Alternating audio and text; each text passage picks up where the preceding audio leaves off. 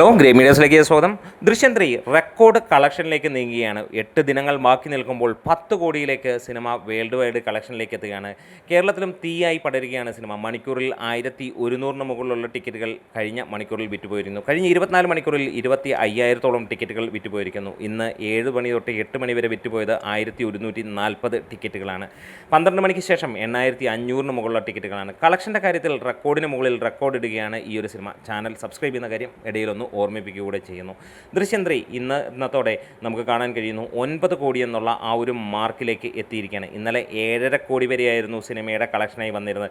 ഇന്നും 1.5 കോടിക്കും അടുത്തുള്ള ആ ഒരു കളക്ഷനാണ് സിനിമയ്ക്ക് വന്നത്. വൈകുന്നേരം നൈറ്റ് ആകുമ്പോഴത്തേക്ക് 10 കോടി കിടക്കുമെന്നുള്ള ഉറപ്പിക്കാം.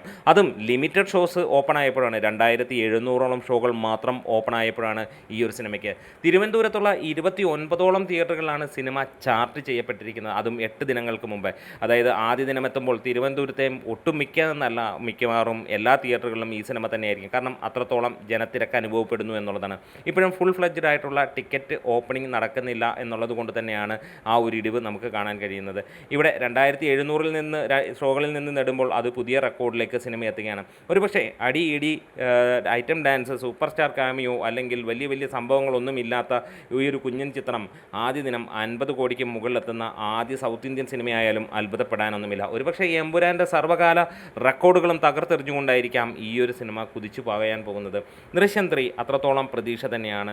ഒരുപക്ഷെ പല സിനിമയ്ക്കുമുള്ള ഹൈപ്പ് ഈ സിനിമയ്ക്കില്ല എന്നുള്ളതും എടുത്തു പറയേണ്ടതാണ്. ഒരുപക്ഷെ തുടരും എന്ന ചിത്രം എങ്ങനെയാണോ വന്നത്, ഒരു പ്രതീക്ഷയുമില്ലാതെ വന്ന് ഇൻഡസ്ട്രി ഹിറ്റ് അടിച്ച് 200 കോടിയും കടന്നുപോയ ചിത്രത്തിൻ്റെ മുകളിലേക്കായിരിക്കാം ഈ ഒരു സിനിമയുടെ വരവ്. ആദ്യ ദിനം 100 കോടി കടക്കുമോ എന്നുള്ള ചോദ്യമാണ് ഏറ്റവും നിൽക്കുന്നത്. നിങ്ങൾക്ക് എന്ത് തോന്നുന്നു? എന്തായാലും ആദ്യവാരം സിനിമ 300 കോടി കടക്കും. 2.5 വാരത്തിനുള്ളിൽ സിനിമ 500 കോടിയും കടക്കട്ടെ എന്ന് ആശംസിക്കുകയും ചെയ്യുകയാണ്.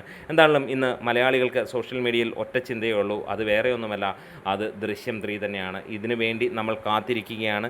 21-ാം തീയതി, കൃത്യം പറഞ്ഞു കഴിഞ്ഞാൽ ഇനി 8 ദിനങ്ങൾ മാത്രം. മോഹൻലാലിൻ്റെ പിറന്നാൾ ദിനത്തിൽ ഈ ഒരു സിനിമയ്ക്ക് വേണ്ടി ഓരോ മലയാളിയും കാത്തിരിക്കുകയാണ്. ഫാൻസുകാർക്ക് ഒരുപക്ഷെ ടിക്കറ്റ് കിട്ടാൻ പോലും നന്നേ വേർക്കേണ്ടി വരും. അത് നേരത്തെ ചെയ്ത ഫാൻ ഷോകളിൽ നിന്ന് 100 മുകളിലുള്ള ഫാൻ ഷോസാണ് ചാർട്ട് ചെയ്യപ്പെട്ടിരുന്നത്. അതിലുള്ളവർക്ക് ടിക്കറ്റ് കിട്ടിയാലും പുതിയതായി ഫാൻ ഷോ ആഗ്രഹിക്കുന്നവർക്ക് അങ്ങനെ ഒരെണ്ണം ചിന്തിക്കാൻ പോലും അവസരമില്ലാത്ത അവസ്ഥയാണ് കേരളത്തിലെ തിയേറ്ററുകളിൽ നമുക്ക് കാണാൻ കഴിയുന്നത്. എന്തായാലും മിക്ക തിയേറ്ററുകളിലും ഗംഭീരമായിട്ടുള്ള ഷോ കൗണ്ടുകൾ ആഡ് ചെയ്യപ്പെടുന്നു. എക്സ്ട്രാ ഷോസും അഡീഷണൽ ഷോസും ഒരുപക്ഷെ അവിടെയും റെക്കോർഡ് വരും ആദ്യ ദിനത്തിലെന്ന് പ്രതീക്ഷിക്കുകയാണ്. എന്തായാലും നമ്മുടെ വീഡിയോസ് ഇഷ്ടമായാലൊന്ന് സപ്പോർട്ട് ചെയ്യാം, സബ്സ്ക്രൈബും ലൈക്കും ഷെയർ ചെയ്യാം. അപ്പോൾ എവിടെയാണ് സിനിമ കാണാൻ പോകുന്നത്?